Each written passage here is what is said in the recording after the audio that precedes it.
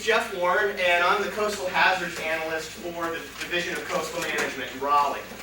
And recently, Oak Island made a formal request in front of the Coastal Resources Commission at their last meeting for an alternate vegetation line. And I thought I would come down and let everybody know a little bit about this mysterious AVL, which I like to refer to it as, and give a little brief background and what you all can expect, because it's confusing.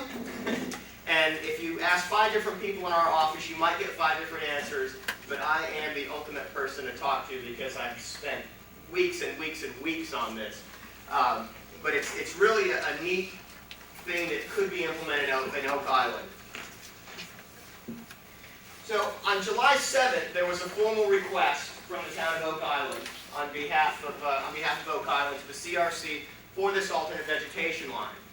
Now, if anybody that's built along the coast will know, the building setback is determined by the vegetation line.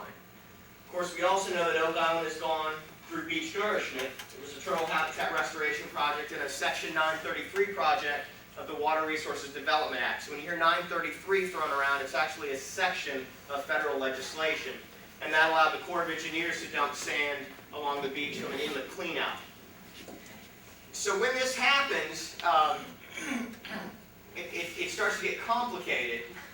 So I'm going to try and step you all through it. Now in August, the CRC made a decision and voted unanimously to postpone a decision on the alternate vegetation line. And I want to explain the background of this. They're not denying this AVL. What they're letting us do is they're postponing it for 1 calendar year so the Division of Coastal Management can assess the technology and the methodology. And what you'll see by the end of the presentation is this will not set the town of Oak Island back a year at all for getting this alternate vegetation line, because there's an 8-year waiting period post-nourishment. And I hope I haven't lost you yet. It gets more exciting. So first of all, what is the AVL? Before I define that, I'm just going to define the vegetation line, which I've briefly gone over. That is the line of setback where you can build a new home. And it's the first line of stable vegetation, usually found at the crest of the dune. Now this is the language that I've thrown up there. This is actually from the general code passed by the Coastal Resource Commission. I provided this language for all the council members and the mayor. I've also given a PowerPoint, so this can be put on your website and at the end of the televised presentation for those at home.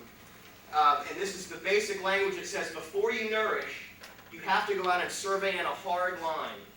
Because when you nourish, you affect the natural system, and many times you disturb the dunes and you actually push that vegetation line landward, and you actually lose some buildable spots on your lot. So we go in and survey a line. Unfortunately, this line is in perpetuity. It's for there and evermore. Now, what happens if a storm hits within 3 years prior to that nourishment project and has already affected the normal beach width? That's where the alternate vegetation line steps in. And if you'll recall, there were some storms, Bonnie and Floyd, that hit in the late 90s that affected your vegetation line. So I'm going to just go through this and not read it verbatim. This is all available on the web, and it's the very boring language talking about how we go about doing this, and I can explain it in a much easier fashion. The first thing the rule sets forth is that this vegetation line will be surveyed in. That's done, and that's already been completed. So if you go to build a house today, there's a line in space, an XYZ coordinate from which your setback occurs, and it has nothing to do with where the present-day vegetation is. So that becomes confusing to some folks, but it is this pre-nourishment vegetation line that is on record. Now the second is an alternate vegetation line can be determined if the town so requests, which they have done. Now all we're doing with the AVL is we're going to look historically at what the beach width was. We're going to look at aerial photographs and other profiles that have been conducted by the Corps of Engineers. We're going to look at where the vegetation line was with respect to the shoreline. That's how we define beach width. And we do it from aerial photography from what they call the wet-dry line, is the shoreline, or it's the light and dark area. It's about mean high water, throwing out a lot of terms, but that's the shoreline. We measure historically what the beach width was from that shoreline to the vegetation. We're going back to the 50s with our aerial photography on this calculation.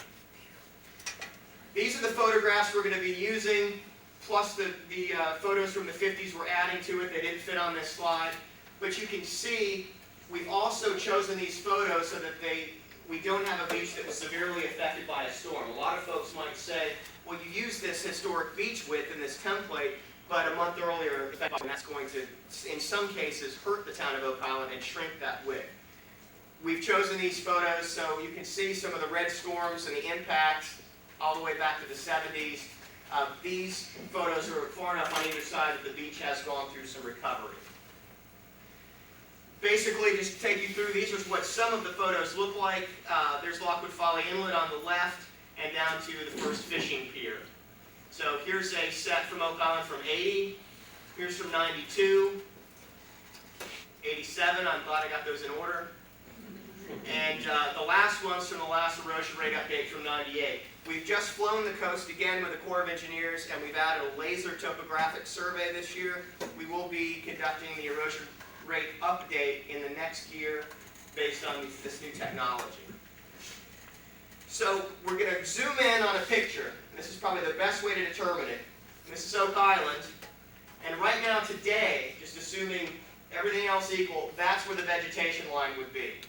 And this is what we would do in a historic photograph. Let's just forget that this is a 1998 photograph and there's been some storm effect. This is just I'm presenting a hypothetical situation.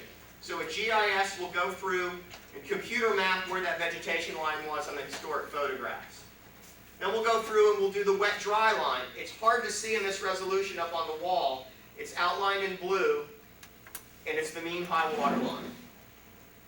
Everything between that in pink is your beach width. So statistically going back through time, we're going to calculate a template for beach width. And that is what this alternate vegetation line will be. In 8 years after the Nourishment project, we're going to come in with this new beach width, measure back from where the shoreline is, and see where that calculated vegetation line would be. So we're going to do this for all sets of our photography and all sets of profiles that have been run by the Corps of Engineers. Step through it with some cartoons.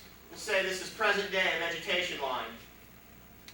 We've surveyed it in and then we've nourished. So that red line is now in the record, no matter what the vegetation line does or however many times it's nourished after that, the line before the first nourishment project. We're going to step through time here, and in white it shows you the beach width from the wet-dry, which is the water down there, all the way up to the red vegetation line. A storm comes along and you can see how storm activity can severely affect the natural vegetation line. I don't need to tell you folks down here. And so now the vegetation line has moved back, but the dashed line shows the vegetation line on record. I hope I haven't lost anybody yet. So the solid line is where you go out today and say, well, this is where the vegetation is established. The dotted line is what would remain on record because it's a static line. Now through time, the ocean will move, the beach widths will change, some of your vegetation will come back.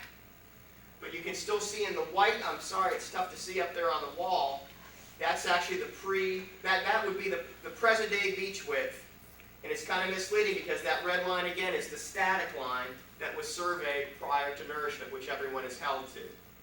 Again, more vegetation can come back and you might go out on the beach and say, hey, there's where the vegetation has grown to, but yet the red line is the line of record and it remains static. So what we're trying to do is adjust that line on record and adjust it for storm effect prior to the Nourishment project. And we're going to apply a historic template to the town of Oak Island and hopefully give folks a little more property on which to build. Now, a pilot project was done down here in the turtle restoration area, and it's just a fancy Excel graph.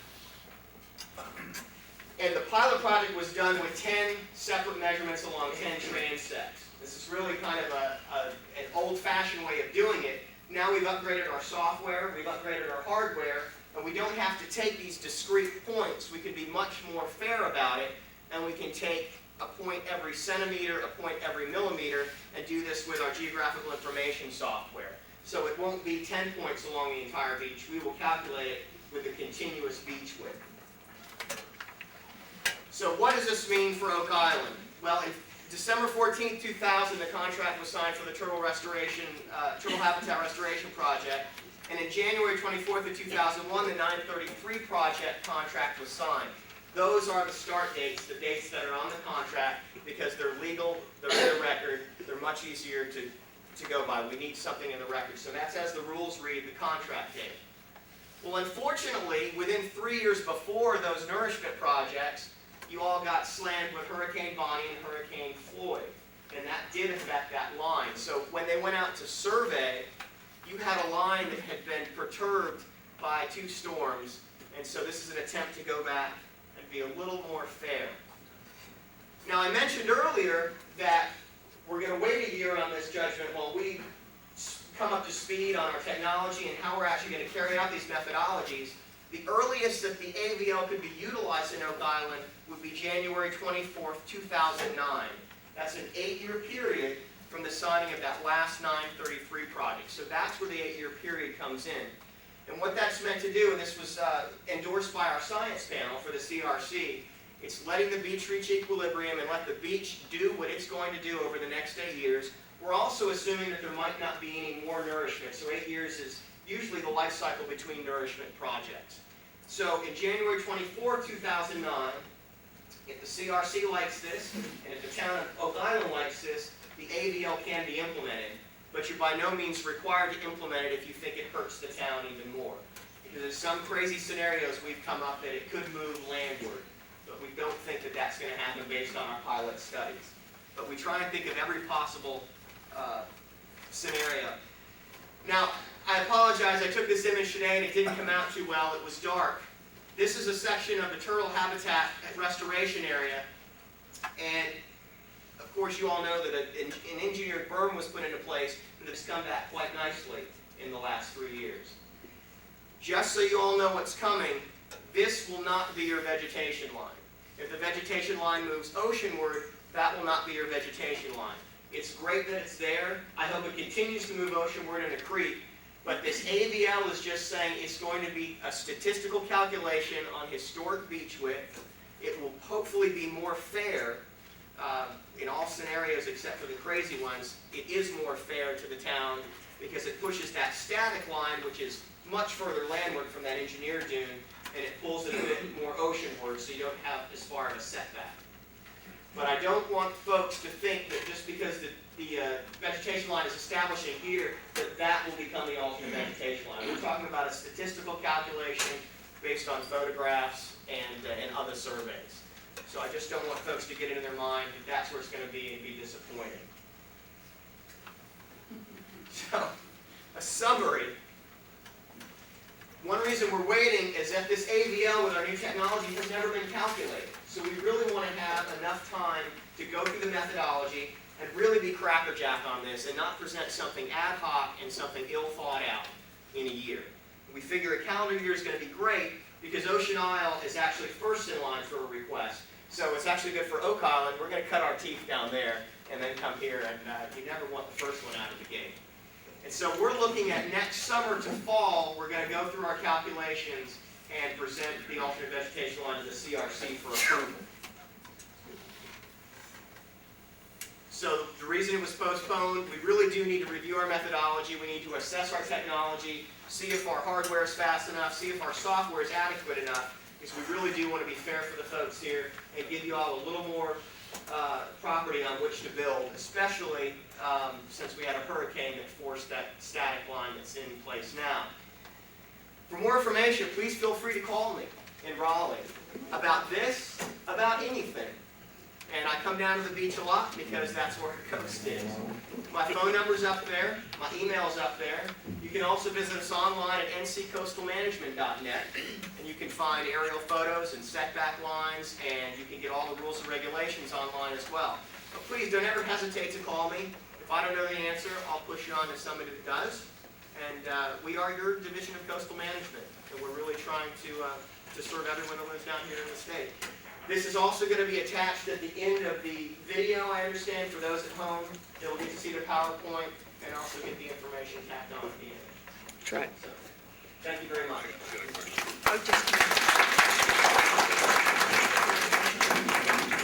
Mr. Warren, I've got a question. You're probably familiar with the town has a COTS program that we step over here by the mic if that's sure. okay. the town grows and sells and plants sea oats in the dunes. How is that program going to affect or be affected by either of these lines? That program is just smart coastal management because it offers a frontal line of protection for structures against any storm surges or winter storms or hurricane activity. That will not affect the alternate vegetation line. I would still urge towns to move forward with planting oats because it is the first line of defense to get a strong dune up there. But what we are assuming at coastal management, and as we are seeing starting to play out, that there's a fiscal crisis in Washington, D.C. with the Corps of Engineers budget, and that definitely trickles down to the coastal communities.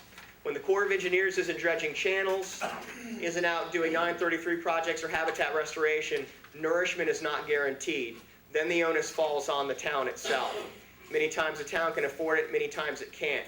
We go under the worst case scenario that nourishment will not be ongoing in perpetuity ad infinitum. Because we're afraid that at some point in time, those funds will dry up, another technology might be employed, the beach isn't nourished, and then folks have built closer, the nourished sand has eroded away. The erosion rate is still the same, it's just been pushed seaward, if that makes sense. A lot of folks think their erosion rate actually decreases. It does temporarily only because your shoreline has then been pushed out towards the ocean. Does that answer your question? Thank you. Any other questions? Yes. You're very nice, young man. You want to speak up? The question I have is that we feel as though we were encouraging beach renourishment for the turtles, not to build more houses. And it appears to me that you think that's what we had in mind. I only say that because that's what's most of coastal Carolina and the folks that have come to me to talk about have in mind. By no means is that the only possible scenario. I look at you as our first line of defense. And it appears I feel betrayed that you are talking to us about how we can make more building on the beach. Let me answer that. I say this in the fact that most of the lots are developed. Right. What I'm certainly not coming down here is encouraging more development. I guess what I'm speaking to, and I didn't make that clear, is if a Category 5 were to strike us and strike your town and wipe out your homes more than 50%, which is what the CRC, what you would need a CAMA permit then, if more than 50% of your structure is gone, you need a new permit and you start the building process based on current rules and regulations and you're not grandfathered. So what this line then establishes, it's a more fair position for you to rebuild your homes. And now nourishment, take it or leave it for what some folks want it for development, some folks want it to keep existing structures there, some folks want it for turtle habitat. And it makes me sick to know that the habitat project down here went awry because they dredged too deep. But I think time will help clean that up and we've learned a valuable lesson. And I can speak to that. The science panel is about to approve the recommendations for sediment criteria on nourishment. And that's a good thing because it won't allow what happened to happen again without being mitigated. So we're looking out to protect habitat restoration programs like that. So by no means is this, and I'm sorry if I gave that impression, this is not meant to encourage development, but this is meant to be a more fair position for folks to rebuild if they lose. Fair is good. Absolutely. Yes, Mr. Potter? In years past, 10 or 15 years ago, we were told that when public funds were used to push sand on a private property like the beach refurbishment, back when they used to take caterpillars and push it up, that land will like reverted back to the state or to whoever. Is any truth to that? This is a philosophical and legal, it's a very complicated legal situation. From what I understand, the deeds go out to the mean high water line. However, if it is a dry sand beach and public has had access to that in the past, and that access can be proved, the public retains access to the dry sand beach portion. So in saying that, if your dry sand beach moves landward or seaward, yes, it can affect a property owner. Question over here. Yes, sir. what implications does this have towards the 50-year beach nourishment plan that we read so much about and hear debated in the paper and otherwise? They're talking about the plan for 50 years, and you're saying here that some of this, when you mention perpetuity and that sort of thing, that it's not going to be that way. What implication does this have for that 50-year plan? From what I understand, the 50-year plan is for the Dare County and Hyde County beaches, and it's being carried out by the Corps of Engineers. And that doesn't apply to us? I will have to get back to you on that, but the plan that I've heard about, that I'm familiar with, and also, I've only been on the job 5 months. Well, we'll forgive you for that, but... Thank you. I will look into that, but the 50-year plan that I'm familiar with, that I've been working with, is for Dare and Hyde County. Madam Mayor? Yes. Yeah, we're in the process, probably the last year, of completing the general reevaluation report for what is typically called the 50-year beach nourishment project. I think the Dare County has gone through that phase, and now they're looking for, the plans are in place, they're looking for funding for that, so they're a step ahead of us, but we're coming right up in line. And of course, Ocean Isle, which you'll be working with on this, already has that piece of that project. Okay, thank you. And 50 years, it would be great if the funding were there. We can look into the future and we can plan, but we certainly don't know what the fiscal situation is going to be for the federal government, the state government, or local governments. And I will say this, the alternative vegetation line, when we come in, if the CRC approves it, the town does not have to approve this. It can come back to the town and you can look at both lines. And that's the beauty about being one of the first 2 towns, Ocean Isle and Oak Island. You can say, you know what? We don't like what we see. We like the way it is. We're going to stick with that static line. But the way the rules read now is that static line, no matter 50 years or 100 years into the future, that static line is the surveyed line. Now, if 25 years down the road, folks say, hey, this has got to change, this isn't working, by all means, it will be brought up to the CRC, they will debate it, and they will make, hopefully, a judicious decision. But as it stands now, this is literally a line in the sand. But you all will have the option to approve or deny the alternate vegetation line. It's just seen as another vehicle to be there for the town in case of catastrophic loss or single-family units that need to build in some lots, some lot owners that have unbuildable lots now that have lost homes that may want to come back and rebuild. Thank you, sir. Thank Any you. other questions?